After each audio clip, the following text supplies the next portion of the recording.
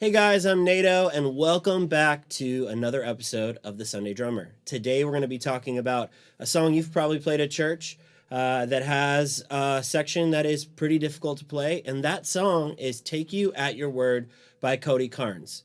What section of the song do you think I'm talking about?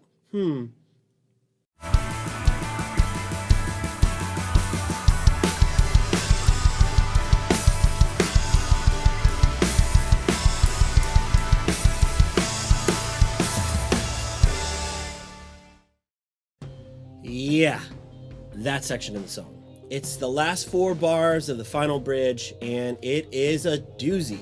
Thanks in part to Austin Davis, who is an incredible drummer.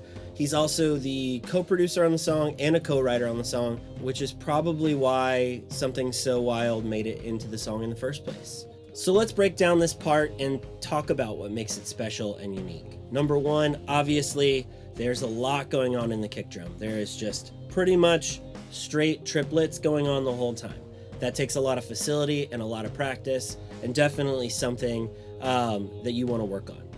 The second thing is that there is an accent pattern that's actually breaking up the triplets in your foot on beat 1 and the of 3, if you're counting in 4/4. I don't actually know what that is in 12/8, but it is happening on the downbeat and then triplets until the of 3, and then again repeating on the downbeat. And it's whenever you're hitting snare and crash on those accents, you're not playing a kick drum note. The ride cymbal actually goes to quarter notes in the 12/8, which is essentially shifting the pulse to a 6-beat pattern away from the 4 groupings of 3. So instead of triplet, triplet, triplet, triplet, kind of makes it feel like 6/8 for a second, and it works with the vocal in the bridge. Getting to that ride cymbal to play that 6-note pattern is essential for getting everything to lock together. The final piece of the puzzle is the fill leading into all of this, changing around to the kick drum and to the ride cymbal doing the 6-note pattern. The setup fill is essential to get into the moment. It doesn't actually have to be this specific fill, but the fill that is played on the record is super helpful. And on beat 3 and 4, if you're feeling it out in 4/4 like I do, those last 2 groupings of 3, it is kick, kick, snare, kick, kick, kick, and then you land on beat 1 with the accent on the snare and the cymbal. So 1, 2, and if you get there, you can start those triplets in the kick, continue the pattern of 6 notes on the ride, and hopefully get everything locked together to play the part. Like I said earlier, this part is pretty wild. I would definitely recommend rehearsing and trying to learn the actual part from the record. So let's go over 5 different options for you to play that might be a little bit easier to pull off, but still communicate the idea of the original part. For the first alternate part, you're going to be focusing on the 6-note grouping that's happening on the ride cymbal. So you're going to play that 6-note grouping on ride, snare, and kick, and then accent on 1 and 5.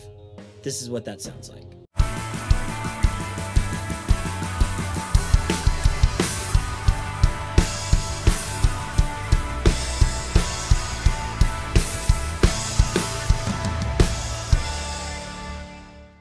Okay, for option 2, you're going to basically be doing the same thing. You'll do the setup fill into it, and then hit the 3 notes of the 6-note pattern, and then repeat the setup fill again, and do that cycle all the way through the 4 bars. It's a little strange at first, but I think it's helpful to sound similar to the actual record part without having as many notes going on in the kick. This is what that sounds like.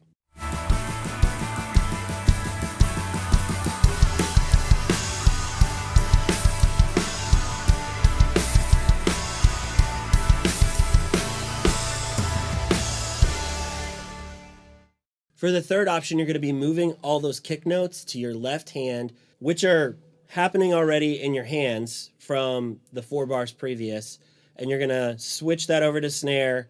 And then, just like the other 2 options, your right hand and kick are going to go to that 6-note grouping together and you're going to hit the accents on 1 and 5 just like all the other options. This is what that sounds like.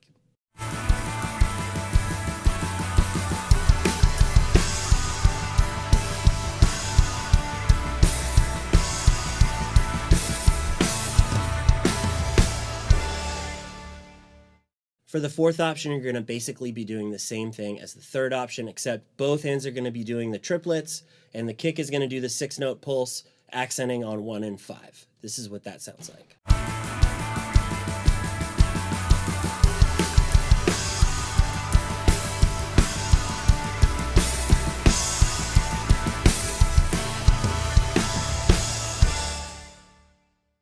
For the fifth and final option, this one is kind of a wild card if you're really missing the low end pump of all those triplets happening in the kick.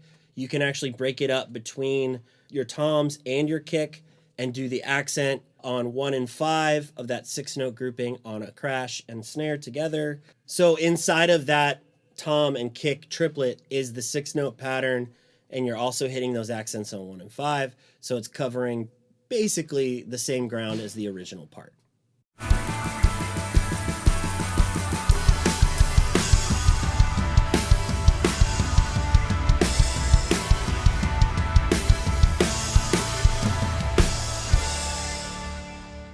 So hopefully this will help you play the part or come up with a different part. The most important thing here is to have fun and to not cause a train wreck. Definitely try the original, practice some of these other options, and see if you can work them into your playing on this song on Sunday. That's it for today. We'll see you on the next episode.